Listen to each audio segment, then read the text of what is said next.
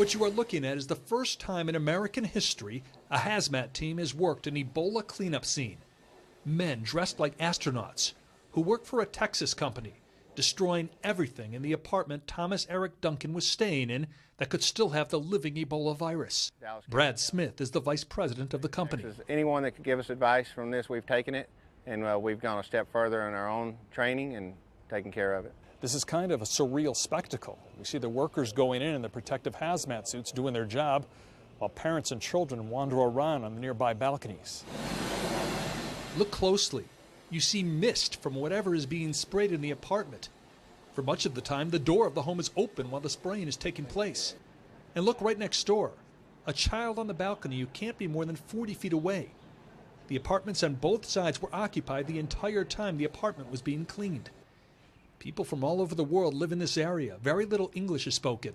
Lorenza Pardilla has 7 children and lives in the complex next door where she can watch what's going on.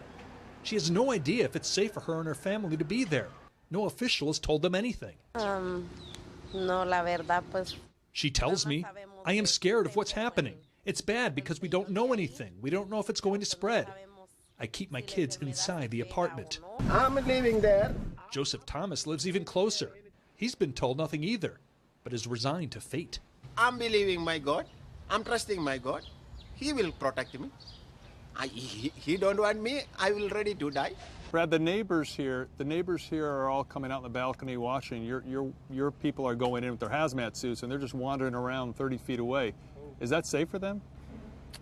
I don't want to comment on that. That's not my expertise. But that's not your job to tell people maybe they should leave this apartment complex? No, absolutely not. I can't say I'd leave my family here. The CDC says there's virtually no risk of Ebola being spread to these neighbors during the cleaning. Ebola does not spread through the environment. But even if it's just to play it safe, it's not clear which local officials would be responsible for giving the residents information and/or temporarily moving them out. A spokeswoman for the Dallas County Health and Human Services Department says, "We perform contact tracing, investigations, and public health follow-up. We will not comment on something that is not in our purview."